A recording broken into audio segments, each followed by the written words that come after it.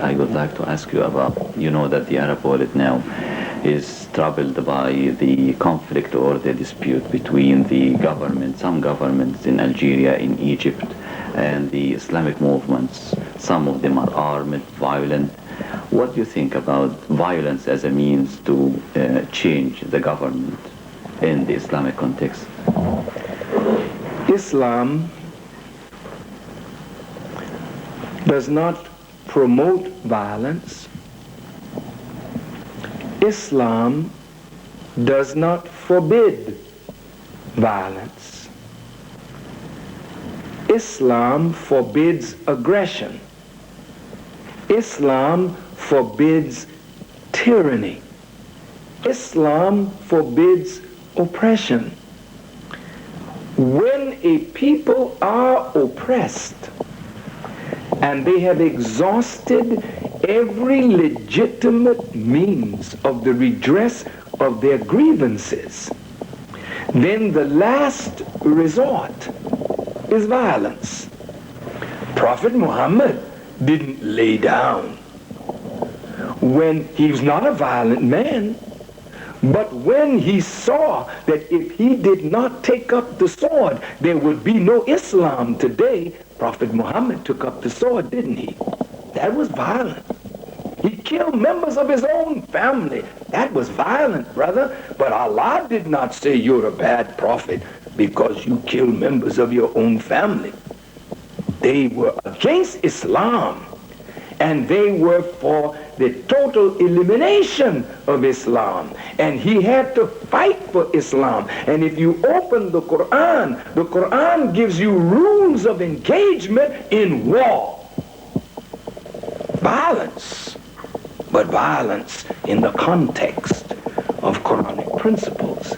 Now, the government of Egypt, the government in Algeria, the governments of the Arab world, are they ruling in accordance with what they profess?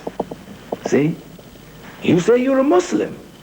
Then should not I expect from you Islamic government? Well, yes, but we're in a modern world now. Well, are you saying that God's revelation is passé? Tell us truthfully. If it's passé, then say it. Say that the Quran is no good now. Let's take up a communist manifesto. Let's take socialism. Let's be more pragmatic. Let's, since you're educated most in the West, let's take the Western approach to this. And many of the leaders have been educated in the West, educated by the West, and look down on their Islam. It's good for the masses. It's good for the peasant. It's good for the poor and the ignorant. But is it not good for the rulers? You say democracy in Algeria. Was not Algeria involved in a recent election? And what happened when those in authority did not like the results of that election? What did they do? Is that Islamic? Then if there are people in Egypt, which is supposed to be a Muslim country, who wants to see Egypt return to the principles of Islam, then their zeal, evidently they don't feel a redress for their grievances. I went in the Muslim world. I stayed in a hotel.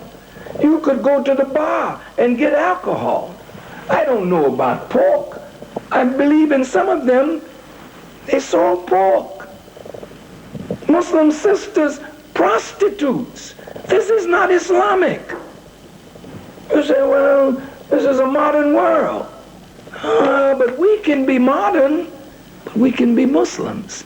So some kind of way, there has to be some rapprochement between government that is bending toward the West and those who see Islam as the salvation of the people.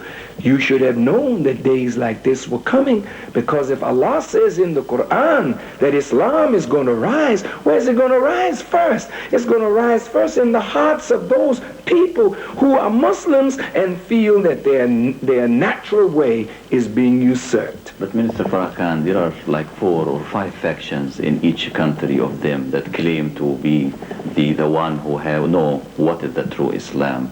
Who would be the judge in this case? And in the same time, well, you know, judgment is all Allah's.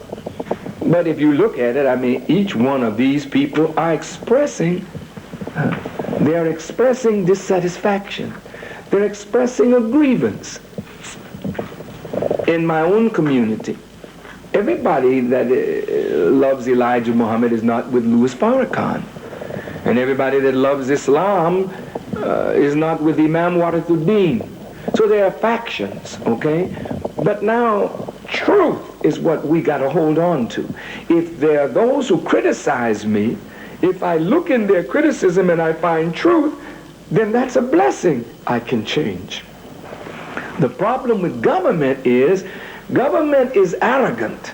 You have the army, you have the weapons, you're being given weapons by the West. What do you think the West is selling you weapons for? They're not giving you weapons to attack Israel. They're giving you weapons so you can suppress and oppress your own people with your guns. So, look, that's a problem in the Arab and Islamic world. I'm hoping it can be settled without civil strife and without violence and without acts that are called acts of terror, where innocent people are killed to make a point with recalcitrant governments. I would hope that Islamic governments would look at themselves in the light of the standard of the Quran and see where we have deviated and try to come back to the path of God. And the closer we get to the path of God, the less and less friction there will be among the masses who want God's way. are you to the peace process now between the Arabs and the Israelis? You know, the Quran says that even if we are locked in mortal combat and you say peace, I am to stop.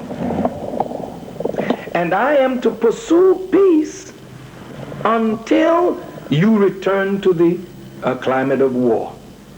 If the Israelis and the Arabs want peace and they say peace, stop. Let's see if it's genuine.